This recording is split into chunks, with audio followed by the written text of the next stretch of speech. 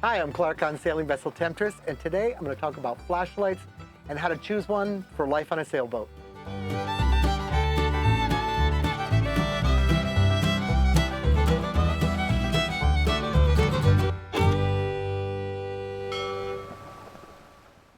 If there's a lifestyle that demands portable light, it's the sailing lifestyle. You never know where you're going to be, you never know what you're going to be into, and you never know when you have to deal with something in the middle of the night with, in the dark.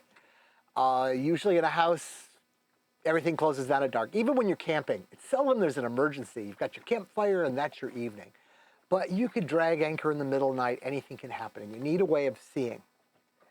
Well, I bought a lot of flashlights over the years. I'm always buying flashlights, and I'm always disappointed, or almost always disappointed.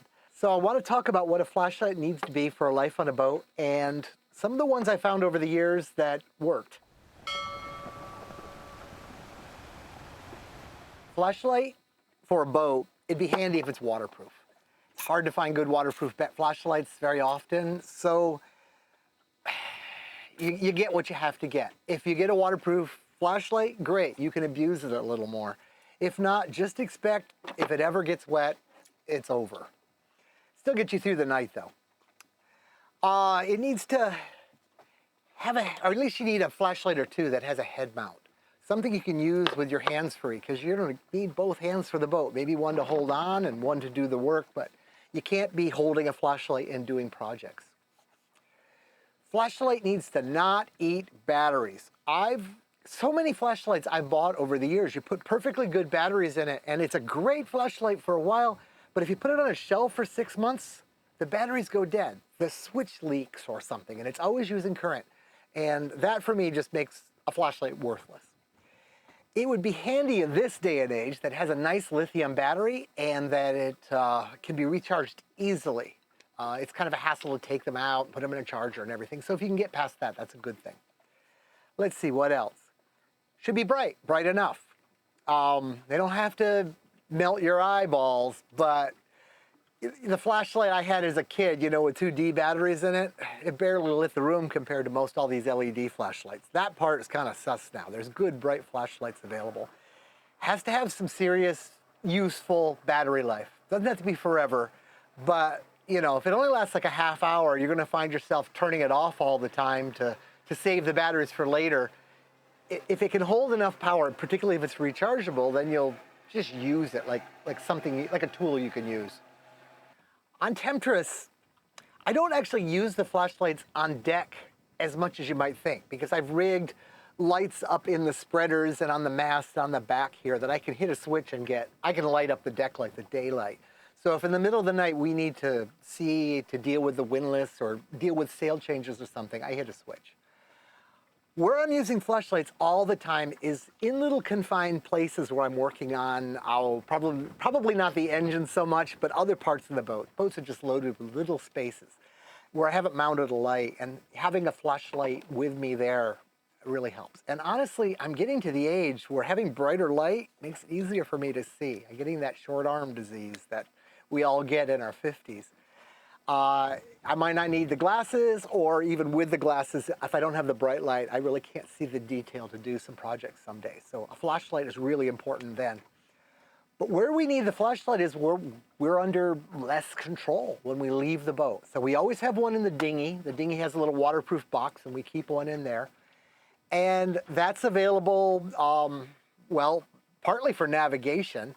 We have lights on the dinghy permanently, yellow or red, green and white, as one does on a boat. But if they were ever failed or just weren't appropriate, we've got this light that we can shine and get attention. Also, you're taking your dinghy, you're going out where you don't have the control over your boat world, you probably just need a flashlight. So if you're going to go out at dark, you need it.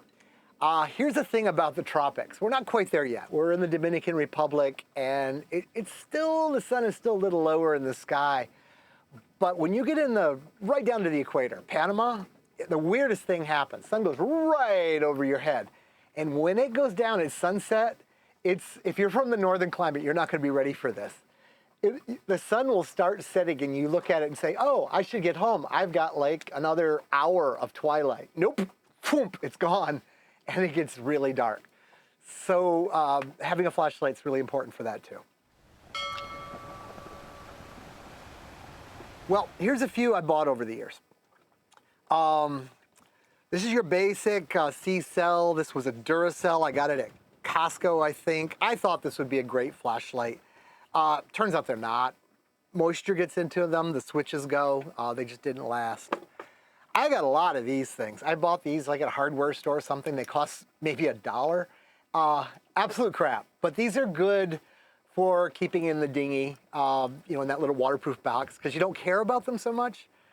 On the hand of cheap flashlights, this is an exception. This is made by Harbor Freight. I think it costs like $1.50 or something. They usually give them away free with coupons. These are wonderful. It's got like a flashlight and a floodlight. It's got a little hook on it. It's got a magnet. Not that there's much magnetic on a sailboat, but Emily bought one of these before we met. She had it when we met. We took it out sailing on the first couple-year trip. By the end of the trip, I think it was the only flashlight left on the boat that worked. I don't know what it is about them, the switch or whatever, but these things hold up. I mean, don't get them wet, but these are pretty cool. I've had this forever, and I don't really use it anymore because by today's standards, it eats batteries. It takes 4 C-cells, and it's got a regular incandescent bulb. But this is a dive light. This is actually purpose-built to go underwater with. The switch is actually magnetically coupled, and you can't go wrong with a dive light. They're a dive light. It doesn't get much more waterproof than that. They tend to be a little expensive, and honestly, I just got out of the fashion of buying them because the LED lights are what I wanted, but I couldn't find any decent dive lights that were LED at the time. Time's gone on. I probably should be looking into dive lights. Had various headlights over the years, and sometimes they work, sometimes they don't. This one actually worked pretty good. I think all of these I bought pretty cheaply at a hardware store. You notice my theme here is cheaply. This is an exception. I paid $120 for this flashlight, and it still works. It is the one that I really hate because when you put batteries in it, it eats them on its own sitting around. So you have to leave it like ajar so that it can't turn on and screw it in when you want to use it. Well, so now it's not really waterproof and it gets humidity in it and all that. I just was unhappy with it, and I felt like such a fool for spending money on a flashlight. So I've been buying the cheap ones and expecting them to be somewhat disposable. Until last month.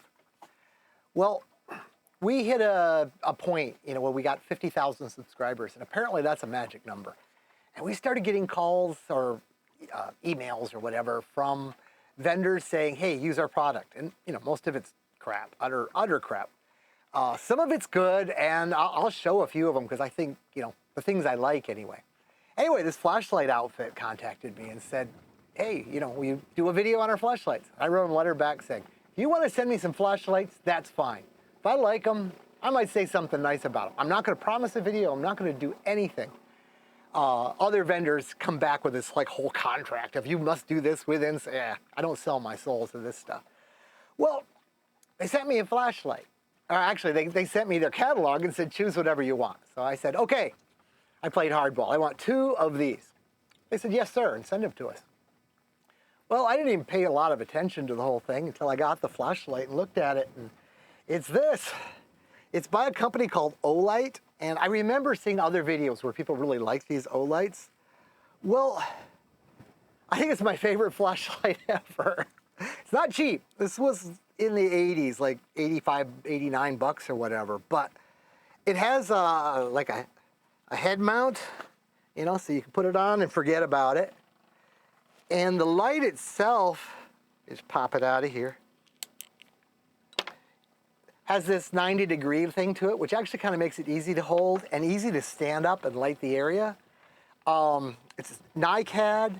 It's got a clip-on magnetic charger, and I like that because it doesn't have a plug for the charger, so if there's corrosion, I have a hope I can clean it off.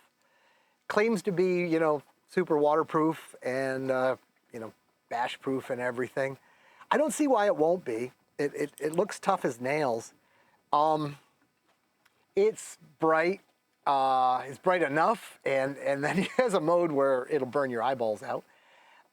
It's got a little SOS thing. I don't know if I'd ever use that, but I think that one thing that's important if you can get it in a light is that super bright setting. Not so much that you need to be able to see something far away, but if there were a ship coming and you can put out thousands of candle power for a while, this thing will actually overheat and shut itself down if you do that for more than a couple minutes.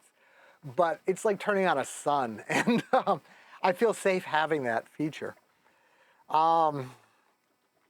Anyway, I just got to say, I'm quite happy with this thing. We got two of them, as I said. We've opened the one up, and I don't know, people seem to like to see what comes in a box. So here's the other one. Comes in a fancy box.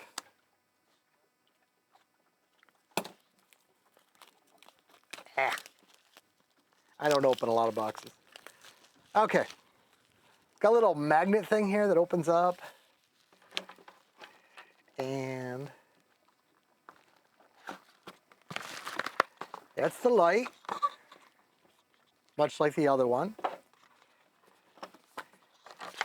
And in the bottom here is the head strap. Well, it's exactly like that head strap. And then this is kind of neat. I don't want plastic blowing in the water. This is the charging deal for it. You plug it in USB, as everything is nowadays, and then that's it. It just magnetizes on there. So it's pretty easy to leave this plugged in and then just drop that on the light when you need to recharge it. It's silly, but this really made my day. I'm pretty happy with this. Now, Emily took the other light out to like a girls' night. We've got this place we call the Old Yacht Club. It's pretty close to Temptress here. It's right up there. And they all got together, and I don't know, they didn't invite me. I don't know what they did, but they seemed to have a good time. Well, she took that light. I'm down here on the boat, and I looked up at one point, and it was like a Coleman lantern was burning up there. It was bright as heck. And she said, no, it's just on normal high. I grabbed a little footage of that, so I'll show you what that looked like. It's hard to do a video and show you a light during the day, and I don't want to film at night. But let me just read this little bit to you. The modes this thing has is 500 lumens, and that's good for 270 minutes. So that's like 4 hours. 120 lumens, that's 18 hours. And at low, which is a reasonable amount of working light, it's supposed to be good for 66 hours. It also has some extreme settings, really low, and that is really low. That's good for 12 days. And then, like I said, that's super, super bright. That's only good for a few minutes. And then it kind of goes down to half power, which is still really bright for a half hour or so, or an hour. Okay, well, this is a table full of flashlights. I've probably thrown away 5 or 10 times as many of these as this over the last 10 years. I'm hoping that the end of that is coming. We're going to use these guys. So what should you buy? What should you have? I think there's a place for buying these cheap ones. They don't last long, but if you wrap it up in a plastic bag, like right when you get it, and you put it where you might need one in the future, at least it'll be there. Definitely buy some of these. They're cheap or free, and I don't know, just had great luck with them. I think dive lights are a great way to go. They should be anyway, and they're handy to have. And if you go diving, obviously, it's a good thing to have. But I think it's time, in particular, to think about good lights. I think they're making really good lights. The LEDs have gotten great. Lithium has gotten great. I think it's probably time to invest a little more in something that might last. I think the world's come back to that point. If I turn out to be wrong and this dies in a month or two, or whenever it does die, I'll do a video and put it in one of our adventure logs and stuff and say that it's no good, but I think it's going to be great. Looking at it as an engineer, I don't see how it's going to really have a short life. Now, if you do want to go this way, the other ones are all pretty cheap. Well, maybe not the dive lights. We've got a discount code for you down in the description, and it may take the edge off a little bit, the cost of the expensive light. I hope that helps. If you've got a flashlight you really like, put it down in the description. Don't put a link to it because then YouTube marks you as spam and you won't get your thing in the description, but describe it so that people can find it on Google. I'd like to find something better, but honestly, I was shocked how good this thing is. Hope everything goes well for you and you don't get lost in the dark.